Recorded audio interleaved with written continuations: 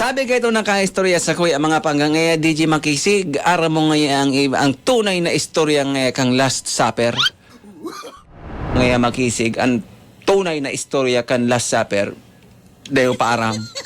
Dayo ko pa daaram. Sanya ako, sige. Kung baga dayo ko pa aram ang tunay na istorya kang Last Supper na yan, no, sige, kuyogo ng bot, umistorya ka. Umistorya man hanggang. Ang Last Supper bagay so ultimong pamanggi sa simbahan kung saan si Jesus Christ kay banan sa iyang mga disciples nagkakarakan sila ng tinapay as in may pigiinom sindang alak baga ang totoong istorya ngaya kaya miniting ngayon DJ Makisig ni Jesus Christ ang sa iyang mga disipulos ta gusto niya na maaraman ta kinukutuban na da si Jesus na saro sa saya mga disipulos ipapagkanulo siya o diminiting da ni Jesus ang sa iyang mga disipulos yun na itong Last Supper da nagkakarakan sinang tinapay may alak duman na pigiinom sabi da duman ni Jesus nabaritaan ko no. Sigon sa mga mischis. Sigon sa mga rawit-dawit. Asin sa mga huring-huding. Saro sa saendo an ipagkakanulo ako.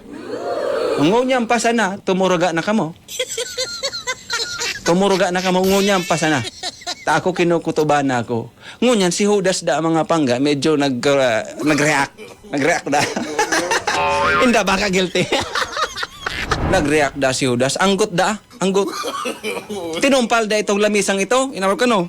Inaro ka sa lamisa. Pero anggot nga ni padabog. Sabi da ni Judas, iyang kayan masakit sa tuya. Pag nakakasat ka mo ning alak, sige na nito pansahot.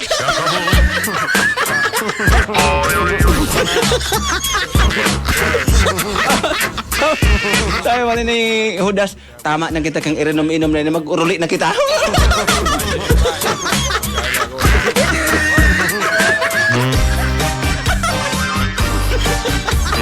Kaya makahiling nindo sa Last Supper si Judas da itong medyo anggot da duman pinalagatak da pati iso lamisa.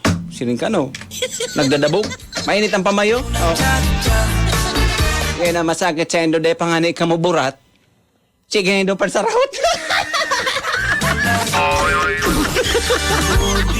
Pagiramdam ini po istorya sa nakat, hang isip, imbento, ano man ang pagkakaparehas sa bagay, lugar, pangyari o pangaran, di nanganghulugan na totoo kung may kaparehas. Ini po imbento sa na, dahil po sinasadya. Alright?